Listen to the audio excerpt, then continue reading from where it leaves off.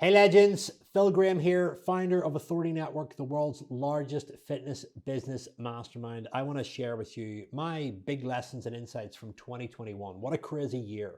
Not only have I had some great growth, but also some big lessons myself. I want to share the lessons and principles that I've been able to observe from helping hundreds of people build six-figure businesses over the 2021 year period, and essentially look at some of the wins that they've had, the lessons that they've had, the losses that they've had, and distill these down into actionable advice that you can utilize and plug into your own entrepreneurial journey. Now, I've named this video Big Life Lessons and Business Lessons that 30-year-old entrepreneurs want to hear. That's essentially my age, and I essentially want to attract that market and coach that market, but these are applicable to any entrepreneur at any age. So let me get stuck in and let me go through these. And these are in no particular order. You might be able to relate to some of them. You might not be able to relate to some of them, but I'd love to know your feedback in the comments. Type them below. So the first thing is refuting bullshit takes a lot of energy. When you see somebody on social media that is essentially full of it, quite often it takes more energy to argue with them. And as a result of that, you don't argue with them and their opinion goes out there. Hence the fact there's a lot of bullshit in the world. And when you look at certain characters on social media that are spouting stuff off week in, week out, the problem with that is that they then believe their own voice because they're not facing the criticism that essentially they should. Because let's face it, arguing with somebody on the internet is quite frankly a waste of time in most cases. And the reality is it's very hard to express a proper factual opinion without spending hours and hours and hours and hours of research and putting it all together and going back and forth, etc. There's too many open loops with it, and that's why a lot of people don't bother. But I want you to realize, guys, that there's a lot of BS out there, and essentially the reason why it exists is because it takes too much energy to combat it. And I'm sure you can all relate to somebody that you've listened to recently who has talked BS, and essentially you haven't agreed with it, but you haven't bothered to actually interact and engage with it because you know that it's going to take up too much energy. And that's a wise thing as well. I don't engage in arguments on the internet. I don't engage in trolling people. I don't engage in any of that stuff because quite frankly, it's a waste of time. I've got more than enough stuff to do. I've got a family to bring up. I've got a business to run. I've got clients to help, and I've got my life to enjoy. We're not here for a long time. So understand that there's a lot of BS out there and a lot of people get away with it. Number two, a really cool quote from a modern philosopher called Naval Ravikant: work like a lion, not like a cow. A lion works in intense bouts of activity. It rests, it hunts, it eats, it rests and repeats. Whereas a cow grazes all day long.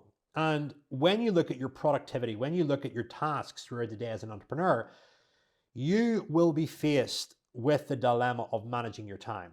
And Parkinson's law states that work expands to fill the time allocated to complete it.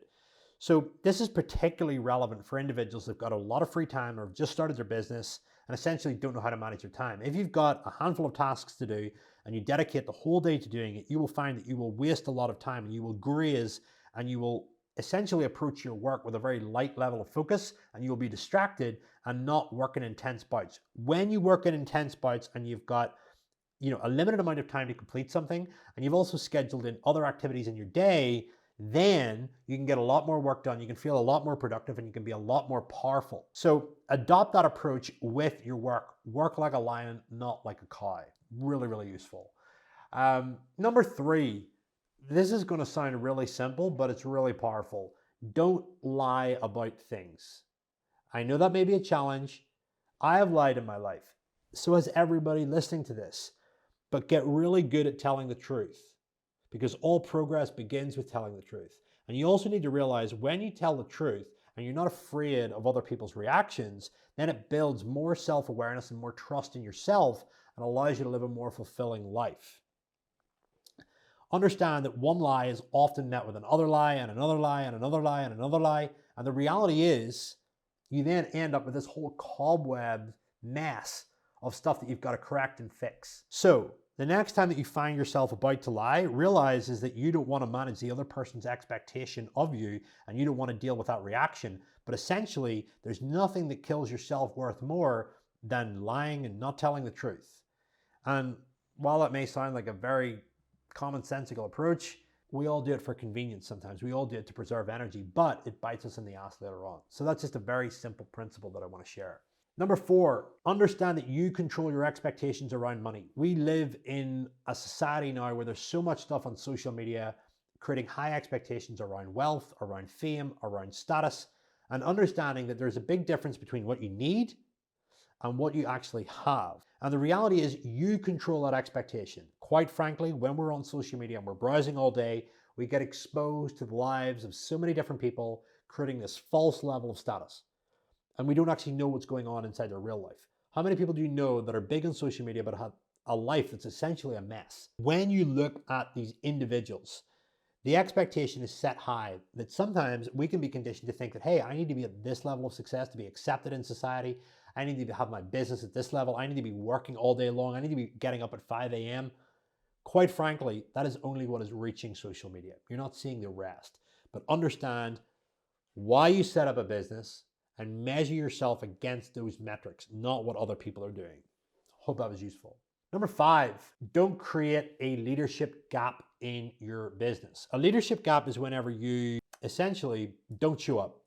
It's when you don't speak your mind, when you don't lead your people at the right time, and it's essentially when you stick your head in the sand.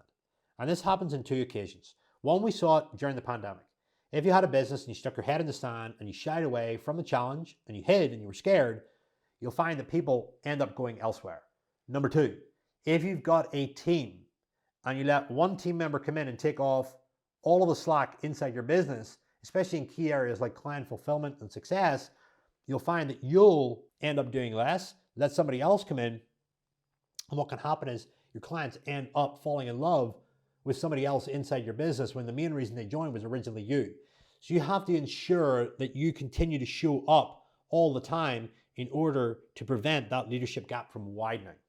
Okay? That's not to say that you can't have team members, but don't drop the ball completely and turn your back on the people that originally invested in you. It's as simple as that. Number 6, recreating pain through physical challenges will not necessarily make you mentally tough.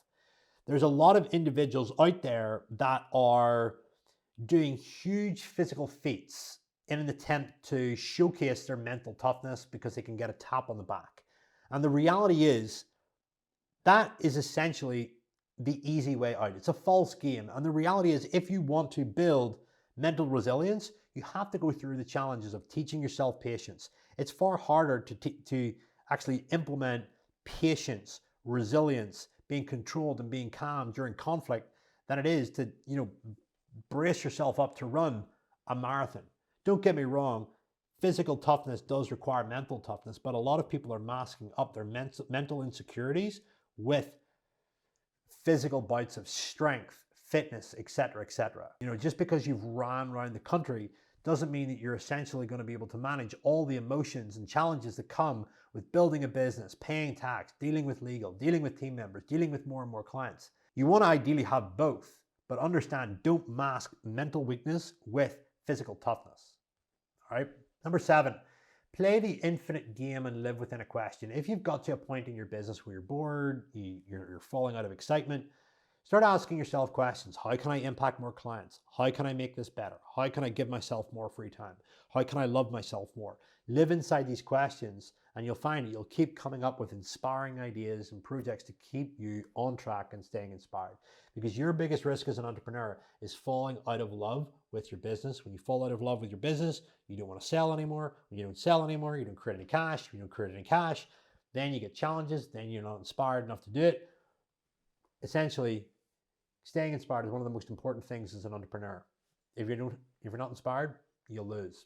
8, don't invest in something you don't understand. Sometimes the safest place for your money is in your wallet, especially when you don't know what to do with it. So with all the stuff on NFTs, Bitcoin, you hear about your friend making a few £100, euros, dollars, whatever it is, or you read about somebody making a couple of mil. It's sometimes very easy to just jump in based on the opinion of other people, but realistically, you should understand what you're investing in, what's involved, what are the long-term consequences of this, what are the short-term consequences, what is this actual asset actually used for, how is value created with this, does this have a lifespan? You've got to ask yourself good quality questions, understand it, and essentially a great test for understanding whether you're investing in something is explain it to yourself like you're explaining it to a child. And if you can't explain it simply, then you don't understand it enough. Number 9, money sitting in your bank account may look nice, but it's the worst asset you can have. Why? Because essentially you're not putting that money to work. You want to look at every pound inside your business as a worker, and you want to put that pound or that euro or that dollar to work, whether it's through hiring a team, whether it's through buying software and automating stuff, or whether it's putting it into an actual asset like an index or a property or cryptocurrency if you're into that and understand it, and essentially making it work for you in the long haul so that it creates wealth for you in the future. So treat every cent, every dollar, every pound, every penny, euro, cent, whatever it is, like a worker, and you're putting it to work when you invest it into knowledge, people, assets, etc. Because that money is deflating when it's just sitting there. It's important to have liquid on standby, but at the same time, make your money work for you. Number 10, always remember that you can press restart on your life at any time. The fact that you're still breathing allows you to do that. It's just like being able to start a diet halfway through a bag of crisps. You can make a decision that enough is enough and you can start fresh at any point and at any time. So ask yourself right now, what do you actually need to stop and what do you need to press reset on? And that can be in any behavior, any action, any project. Get after it and do it. Number 11, letting go of people in your life is a really important skill to master. Whenever you let go of people that aren't serving you anymore, you liberate your own personal freedom and you build courage. Courage comes after big acts like that. When you're with individuals, get really, really clear. Are these individuals serving me? Are they inspiring me? Are they helping me? Are they supporting me? Are they challenging me in a healthy way that encourages me to grow? If the answer is no, then the time that you spend with those individuals is actually depreciating your self-worth and actually encouraging you to remain the same. And quite frankly, doing the same thing over and over again, staying around the same people and essentially getting the same results is going to eventually drive you insane. Remember to control your inputs. And a large part of your inputs is the people that you spend time with. Different inputs, different outputs. Same inputs, same outputs. Bear that in mind. Number 12, and I say this every single year, don't take advice from people that are not in a position to advise you. Don't take advice from people that have not achieved what you want to do. I can remember the whole way throughout my career, I had individuals that had never been wealthy, that have never built a successful business, that were never successful in the given sport that I was in, bodybuilding, give me advice and tell me not to do things, don't do things, or make snide remarks.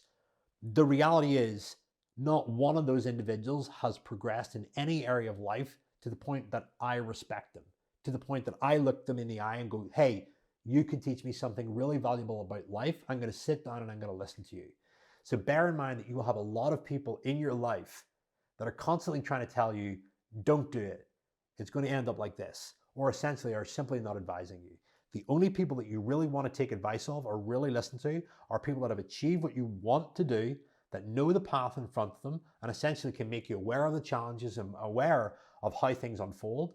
And essentially people that are actually wanting to see you do well, but are also realistic in the challenges that are actually presenting themselves. You don't want to be around yes men as well. That's another big risk. You don't want to be around people that just encourage without actually considering what actually could happen, the risks involved, and essentially how you can protect yourself and drive success with a particular venture. Information without implementation is just clutter. And one thing that I want you to be really, really mindful of is be impatient with action and be patient with results. That couldn't be truer in any aspect of life and with business. Forget hoarding information and courses and getting another mentor if you're just going to sit and absorb information. Forget buying books and journals and just reading and writing all the time. The most important thing you've got to do with all of this stuff is take what's useful and implement it despite not feeling ready. When you start taking action despite feeling ready, you can generate small wins, you can generate momentum, and it's over time that momentum then turns into courage, and that courage tends to turn into larger actions which have larger outcomes and essentially start to change the trajectory of your life. Number 14, use other people's success as inspiration in the same field, and also what is available to you if you stick the path and you've got the courage to actually implement and take action. When you see somebody that is in the same field as you achieve a massive win, whether it's financial, whether it's status, whatever it may be, if you're in that same field, realize, hey, if I stick to this, this is actually what's possible for me. It's a great frame to get you unstuck, because jealousy or trying to justify why somebody else has something and you don't is a really poor frame to look at other people through. If you do that, you're going to end up reactive all the time. You're going to end up like questioning yourself, and you're not going to trust yourself. So when you see somebody successful that's in the same field as you, or has the same interests, or has the same values, look at them and go, do you know what? That's possible for me. If they can do it, I can do it too. I know that sounds really simple, but it's true. That's a great frame on how to look at through things. Number 15, distance yourself from people that you do not want to become. And on top of that, surround yourself with people that inspire you to become better. Surround yourself with people whose default behavior is your desired behavior. Very important. So take a stock on the people that you hang around with. Are they inspiring you? Are they encouraging you to get better? And people who encourage you to get better don't just say yes all the time. They're also people that tell you the truth. They're also people that present you with facts. Really, really, really important. Number 16, don't be afraid to shut the machines down for a day and simply just take time out to think. As an entrepreneur, you're essentially solving problems.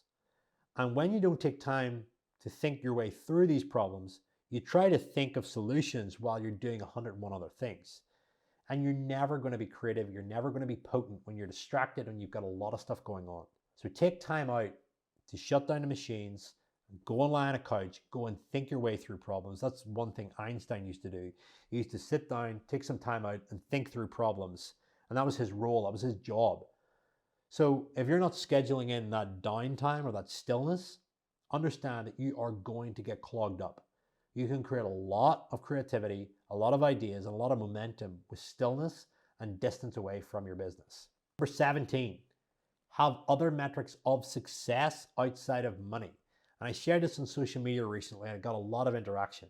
If you're just looking at money as a metric of success, it is going to get very unfulfilling, because when you get to a certain level of income, your lifestyle doesn't really change too much. And you end up buying the cars, you end up buying the houses, etc., but it all gets boring after a while. So you need to have other metrics of success. So I will be successful when I'm able to do this activity at this time. I'm successful when I get to hear these words from these people. I am successful when I can wake up at this time. I am successful when I can turn my computer off and not worry about X and Y. Those are the kind of metrics that essentially are personalized to you and are essentially related to what you want from life. So put your wanting hat on and get clear on what do you want from life? What do you want freedom-wise? What do you want fun-wise, etc. One of my success metrics is I know I'm being successful when I can go fishing any day of the week. I know I'm successful when I'm cooking my own barbecue and enjoying it without checking my phone. That's a big hobby of mine, is fishing and barbecue. And essentially, I want to have fun doing it. I want to have the freedom to do it whenever I want. And essentially, I don't want to be interrupted, or I don't want to be, multitasking while I'm trying to enjoy something that I really, really value. Number 18, and I touched on this earlier, get clear on the reasons why you started a business and measure yourself against those very reasons. And stop comparing yourself to your competitors all the time.